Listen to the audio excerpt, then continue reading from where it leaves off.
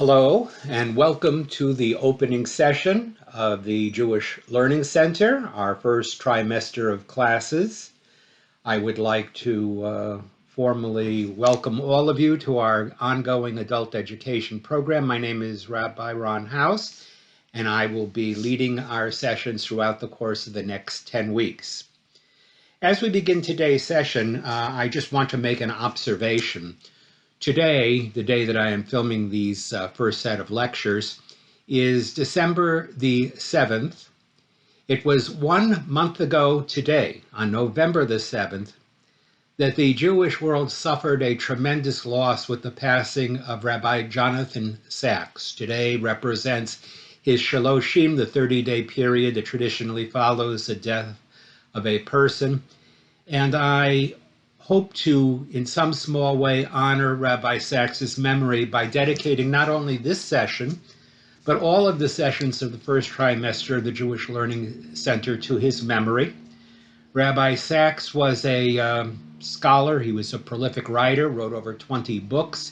He served for many years as the chief rabbi of the British Commonwealth. He was knighted by Queen Elizabeth, served as a member of the House of Peers.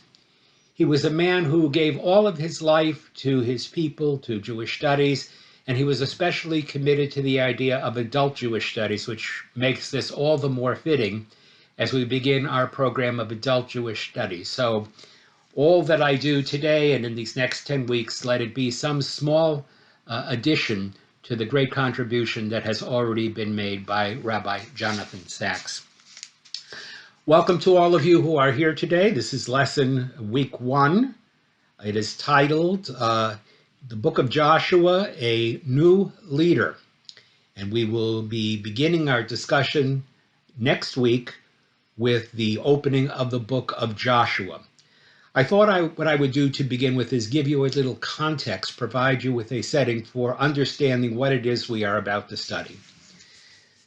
A number of you have studied Torah with me before. A number of you know that there is a tradition that each week we as Jews study the weekly Torah portion. There are 50 some odd portions of the Torah, and over the course of a Jewish year, we complete the study of the Torah from the story of creation in the book of Genesis all the way through the last part of the story with the death of Moses in the book of Deuteronomy.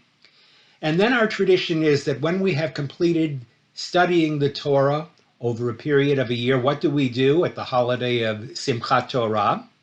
We immediately begin our study of the Torah again, because you can't study it just once or 10 times or 100 times. The Torah is meant to be studied constantly, and every time we study Torah, we develop new insights, we gain new appreciation for the material that we have already covered. So those of you who have studied Torah before know that we always begin and end at Simchas Torah, and then we start again at the beginning. Some of you may have wondered, but what happens in the Hebrew Bible after the death of Moses? You'll remember the scene. We leave Moses on the opposite side of the Jordan River. Moses has been told by God that he will not go in with his people to inherit the land that God has promised to their ancestors, Abraham, Isaac, and Jacob. Moses is only permitted by God to view the land from the top of a mountain in Jordan, Mount Nebo. And there, Moses is privileged to see the promised possession of his people, the land that they will go into and conquer and settle themselves as a people of God. And then we are told, there at the top of Mount Nebo, Moses dies, and it is God himself who buries Moses.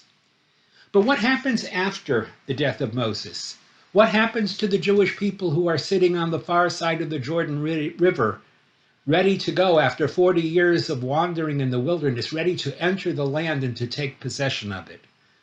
Well, that part of the story is the part of the story that we will be studying in these next 10 weeks as we study the book of Joshua. Joshua is the continuation of the story of Moses and the Jewish people. It begins with Moses' death, and it continues with the passing of leadership to a new prophet, a new leader of the Jewish people who is destined to cause the people to enter into and inherit the land. In order to understand the place of the books of the prophets, called Nevi'im, in order to understand better how they fit in with the overall Hebrew Bible, I have provided you all with a copy of the text of the book of the Tanakh. I have sent this out to you. It has been published and sent to you. And these books of the Tanakh, or the Hebrew Bible, describe all of Jewish sacred literature from the time of creation all the way through the Torah and the death of Moses, and then continue the story on. They continue the narrative on, beginning with Joshua, the conquest of the land, continuing on with the history of the Jewish people, all the way to the destruction of the first temple and the end of the biblical period, a period of some 750 years. The books of the prophets, which we now begin, describe the history of the Jewish people in their land. If you look at the chart that I have provided you, you will see that the chart, which says Books of the Tanakh, includes 3 sections. I just want to briefly go over this so you understand what it is we are going to be reading. On the first sheet, it says Torah. The Torah is the name given to the first 5 books of the Hebrew Bible, the books of Genesis, Exodus, Leviticus, Numbers, and Deuteronomy. Some people also refer to this not only as Torah, but as Chumash, or Chamishe Chumshe Torah, the 5 books of Moses. These are the books that were composed by Moses and were left by Moses with the people when he parted from them before they crossed into the land of Israel.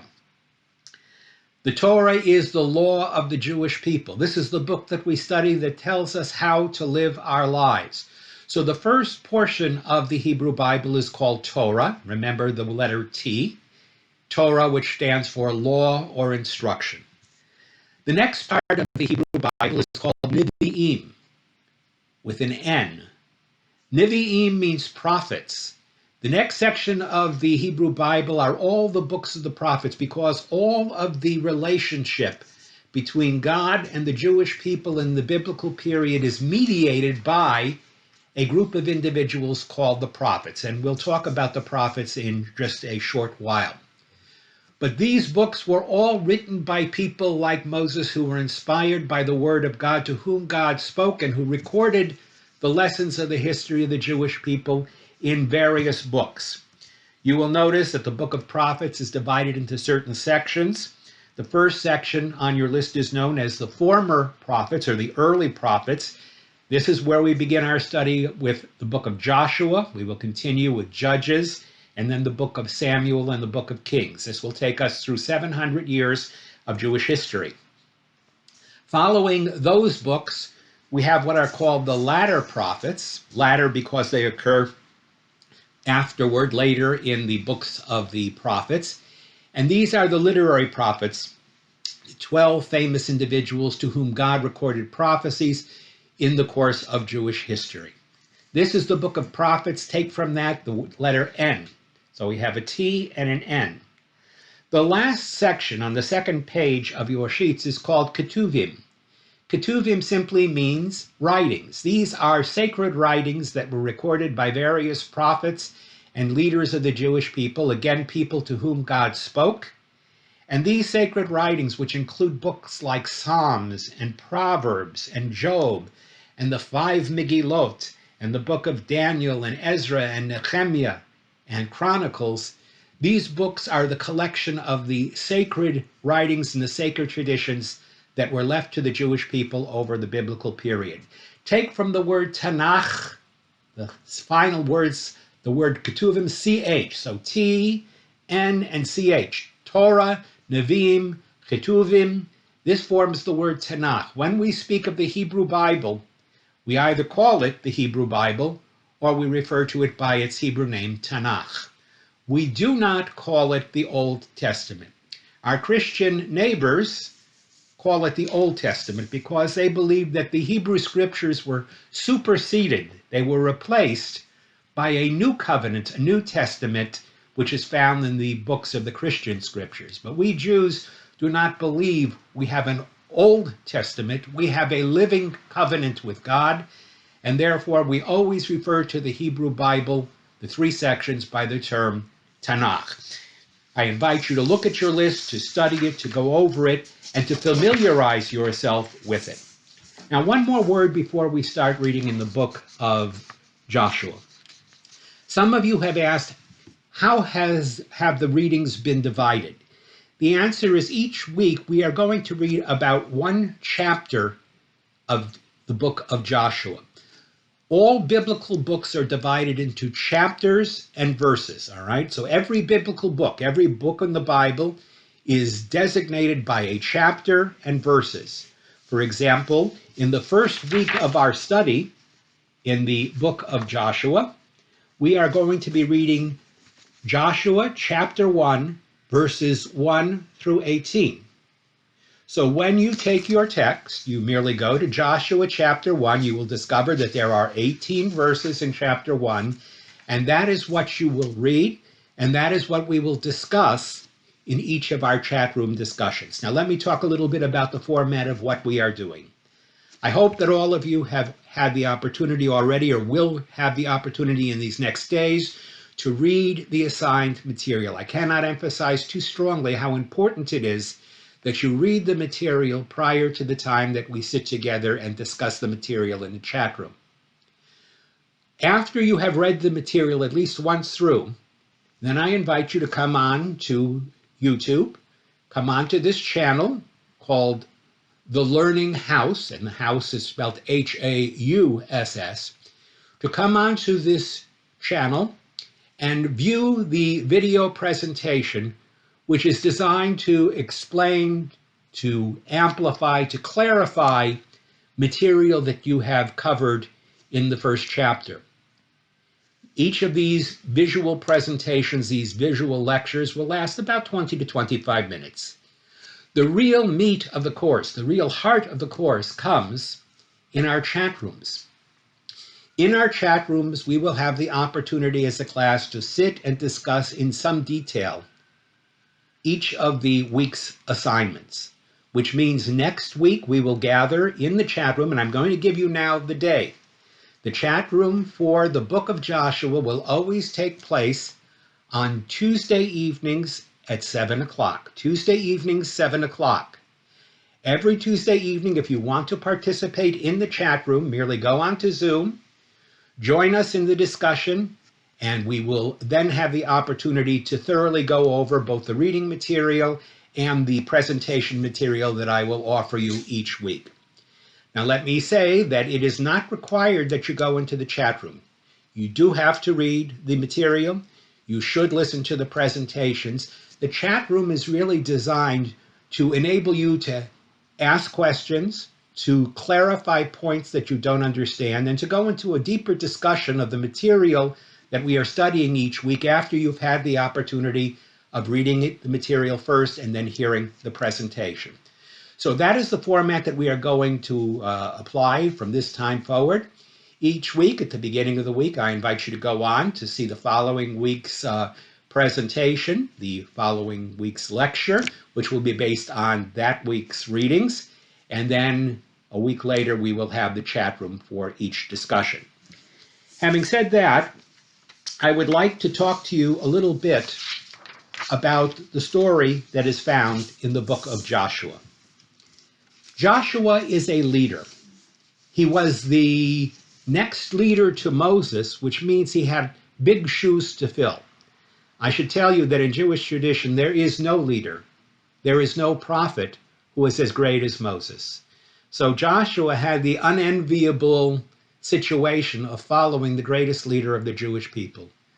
Moses was the redeemer of our people. He went into Egypt, and at God's command, he brought the children of Israel out of Egypt and led them to the wilderness and brought them to Mount Sinai, where they became a covenant people with the receiving of the Torah. Moses was the teacher of Israel. For 40 years, Moses patiently bore with the complaints and the disgruntlement and the dissatisfaction of the Jewish people. At times he was very frustrated, but he never gave up faith in his people. And there were several times when even God himself was angry and prepared to start over again, when Moses, as a good leader should, pleaded on behalf of his people, and won God's forgiveness. Moses is the greatest of the leaders of the Jewish people, and Moses follows in the tradition of prophets. And now I should tell you what a prophet is. Very simply, a prophet is a person to whom God speaks. Okay? A prophet is a person to whom God speaks and whom God orders to deliver a message to the people around him. The first of the prophets of the Jewish people was Abraham. Then came Isaac, and then Jacob. And then the next two prophets were Moses and Moses' brother Aaron. Each of these individuals had communication with God. We have in the Torah and in the books of the prophets the record of God's message to each of these leaders and spokesmen. Their function was to interpret the events that were occurring in the lives of the people and to explain how God's moral and ethical and spiritual guidance was reflected in the day-to-day affairs of the nation. They were the divine messengers by whom God sought to convey his word in each and every generation. So Joshua is not only a leader of the Jewish people, as Moses was, but Joshua, like Moses, is also a prophet. He was a man who spoke with God, a man whom God commanded, a man who had a certain task to fulfill in his life, and at the end of his life, like Moses, he was able to look back on his life and realize that he had fulfilled God's charge. Now, I want to say a word about leadership. It is hard to be a leader. It is especially hard to be a leader of the Jewish people. We are, despite the fact that we are a Mamlechet Kohanim, a nation of priests, a Goy Kadosh, a holy nation, we are also a stiff-necked people. And I would be less than candid if I did not tell you that many generations of Jewish leaders have faced frustrations trying to lead our people. Our people are blessed with independence. They are blessed with a multiplicity of views, and they are not reticent about expressing those views. So from the time of Moses, when he first takes the Jews out of Egypt, throughout Jewish history, the various prophets that arise will also have to contend with a very difficult people. What gives the prophet strength? What enables the prophet to fulfill his or her task? Because there are actually 7 female prophetesses, in addition to the 48 males who are mentioned as prophets in the Hebrew Bible. What gives them the strength to do what God wants them to do? Namely, the knowledge that they are acting on God's behalf, that it is God himself who is with them, that it is God's message that they are attempting to communicate to the people, and that ultimately, if they are faithful to what God has asked of them, that God will be with them to assure them success in their task. As you read the first chapter of the book of Joshua, you will see several times God says to Joshua, Chazak ve'amatz, be strong and of good courage, for if you do as I command you, you shall surely prevail. The prophet is able to fulfill God's mission because he trusts in the truth of that mission, the truth of that message, and he believes that God is there to support them.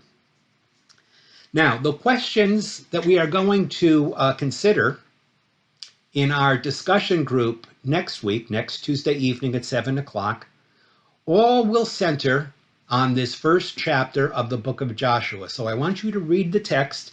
I want you to read it carefully. Even if you've read it once, may I suggest that you read it a second time. The first time you read it, you are reading it just to understand the flow of the events, the narrative, the story. The second time you read it, hopefully you will see other small details and nuances which will help you to appreciate the deeper points that we will be exploring in the text. Our discussions will always be based upon the text that we are reading, and we will be reading it in a rather critical way to understand the message of each chapter as we cover it, the message that the books of the prophets are trying to communicate to us. I would like to suggest a couple of questions for you to think about as you prepare for next Tuesday's chat room discussion. There are certainly other questions that will arise. I invite you to write down any questions, any observations you have. By the way, it might not be a bad idea If you are reading the material, and you should always hopefully jot down notes as you're reading, if you come across a point that confuses you, a point that needs further clarification, if you come across something that disturbs you, that doesn't seem right, note what that is, and then feel free to communicate with me.